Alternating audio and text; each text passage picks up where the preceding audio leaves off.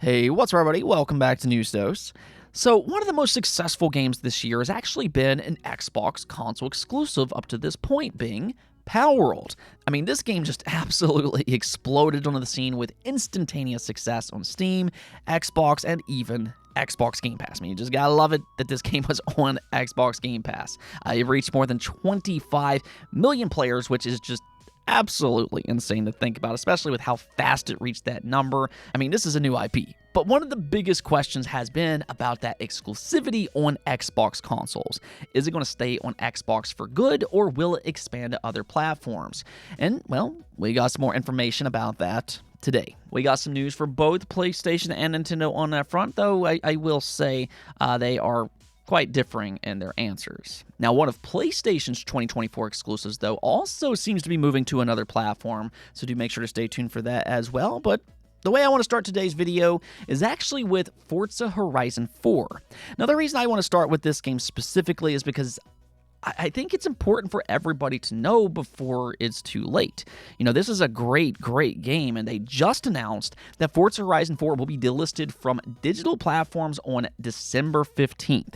You can see their statement here, which reads, "Due to licensing and agreements with our partners, Forza Horizon 4 will be delisted from digital platforms, Microsoft Store and Steam, on December 15th of 2024. This means the game and its additional content will no longer be available for purchase through online stores." Now, they also continued on to say that starting today, June 25th, Forza Horizon 4's DLC will get delisted from platforms, meaning that only Forza Horizon 4 Standard, Deluxe, and Ultimate versions will be available for purchase from this day until delisting happens. From this date forward, we will offer different discounts for Forza Horizon 4, like the one currently active on Steam at the time of publishing. We will also have a sale in the Xbox Store on July 14th. Please keep an eye out on our socials and different platforms to take advantage of future offers.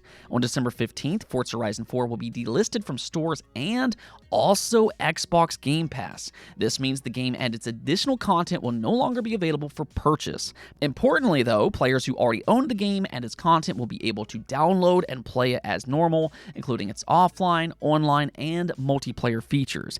Physical copies of the game purchased after this date will also work and will be able to use online features.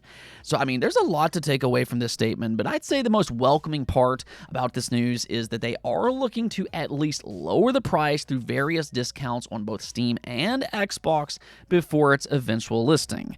So that means at the very least they are trying to get it passed out to as many players as they possibly can, which is nice to hear. Like they said, right now, if you go over to Steam, you can actually get the base game for just $12, $16 for the Deluxe Edition, or $20 for the Ultimate Edition, which is a great deal for this game, just considering everything that it has to offer.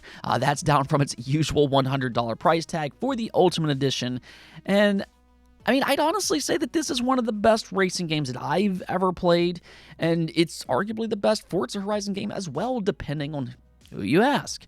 So I'd highly recommend picking it up before it's too late, especially over on PC. Now, the reason I say that is because, here's the thing.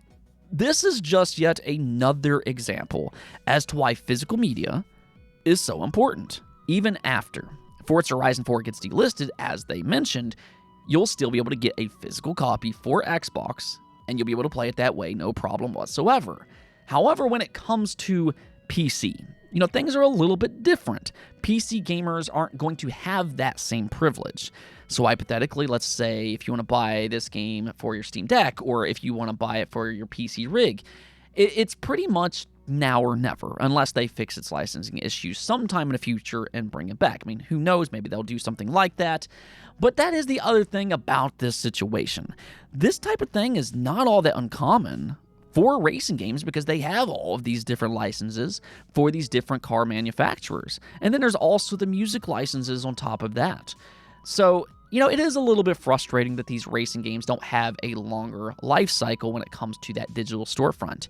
You know, this game is only 6 years old. It's not like it's 2 decades old. It's just 6 years old.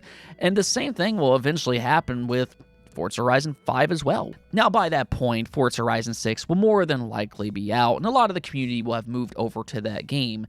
But because the Forza Horizon series has vastly different locations, and they also have some really unique DLC like let's say the Lego edition in Forza Horizon 4. That's a great addition.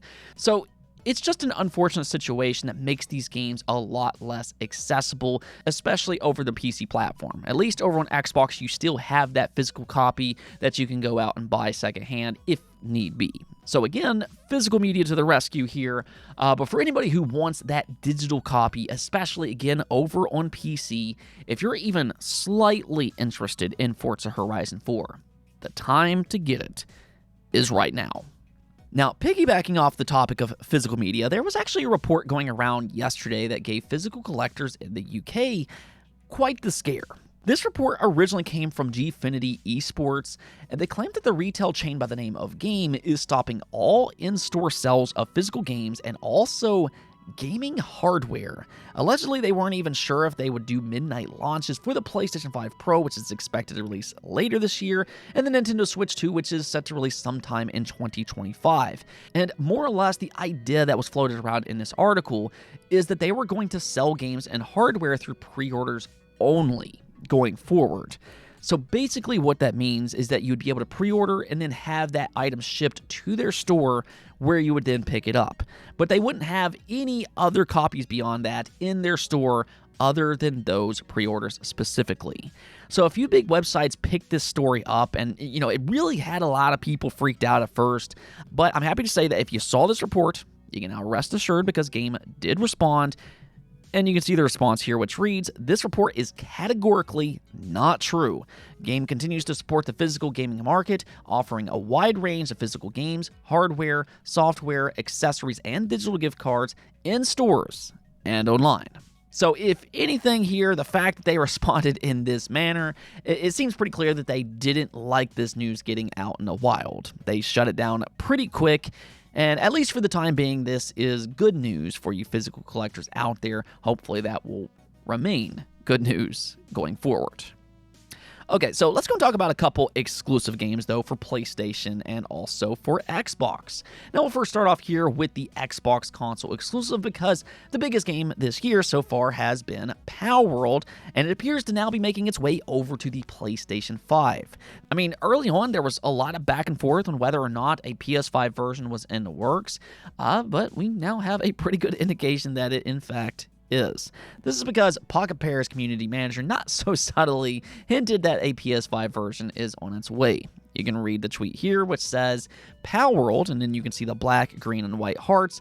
This likely stands for Xbox and Steam, and then they kind of continued on to say, "I want to add more hearts, but not sure which color would fit. How about Palworld with a blue heart? Looks good, I think." And then you can see the eyeball emoji. So yeah, that's about as good of a clarification that you're going to get without them just flat out saying that a PlayStation version is on its way. If you're on a PlayStation 5 and if you've been waiting for this game, this really is fantastic news. It's a fun game. Now, how long will you have to wait, though, is kind of the main question here. We don't really have a timeline currently, and we also don't know how long they've been working on this port either. Did they just recently start it, or have they been working on it for a while? Theoretically, it could take them a while to develop it if they just now started it, but either way, I still think that that's better news than what Nintendo is currently hearing from Pocket Pair. Pocket Pair also mentioned that a Nintendo Switch port is unlikely because of technical reasons.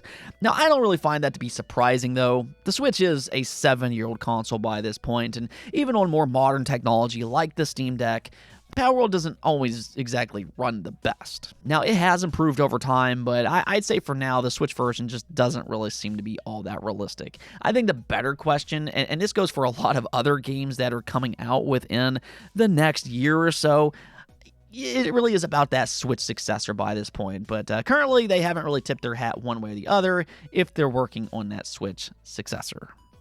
Now, we do have one more game to talk about here, and that's for Stellar Blade. According to Shift Up, they've estimated that it's already sold 1 million copies worldwide, which is very impressive for a brand new IP from a studio that was previously unknown to the console space. Now, they've worked on some mobile games in the past, but this here was their first AAA console game, and it's gotten off to a fantastic start.